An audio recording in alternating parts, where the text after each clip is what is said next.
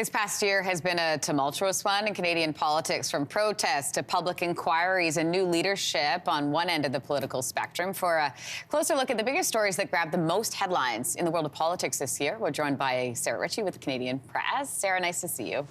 Nice to see you too, Lindsay. It's hard to believe that, when you take a look back at this year, so much has happened. This year saw two very high-profile inquiries, the Mass Casualty Commission in Nova Scotia, of course, and the Emergencies Act inquiry in Ottawa.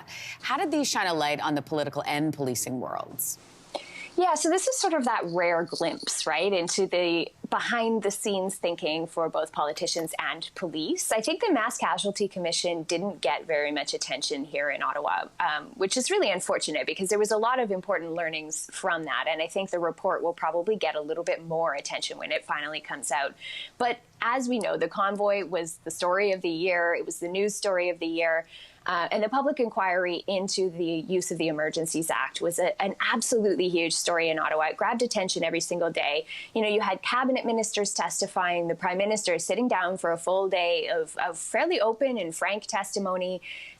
We had all kinds of revelations of text messages and that kind of thing. You know, this shows another angle of the policing story in Canada, which is a really interesting one. The relationship between the federal government and the commissioner of the RCMP, Brenda Lucki, and her term is coming up this year. So what happens with that will be interesting.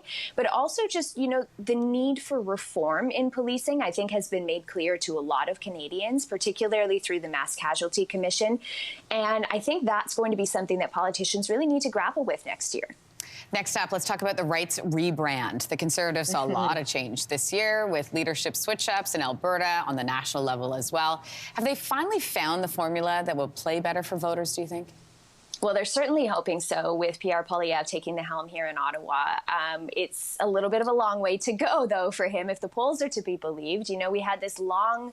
it felt like quite a long Conservative leadership race, a number of candidates sort of battling it out, and there were times where it got pretty negative, but Pierre Poilievre was always the front runner, so he comes out the winner here.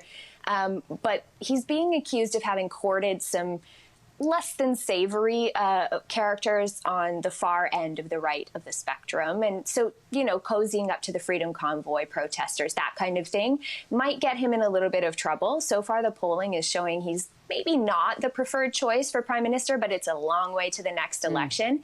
Meanwhile, in Alberta, as you mentioned, it's hard to believe that it was just a year ago. Jason Kenney was making promises about lifting Omicron restrictions earlier than other provinces and, you know, getting things back on track. And now, you know, Jason Kenney won't even be an MLA. Danielle Smith has taken the helm of the United Conservative Party, is taking the province in an entirely different direction, picking a very strong battle with Ottawa here. So we'll see what happens with that in the next year. It's definitely felt like a long year when I went back to see, I know. Okay, when did Jason Kenney, it's all happened all this year. All in 2022 as we look forward and ahead to 2023. Sarah Ritchie, we'll see you in the new year. Thanks.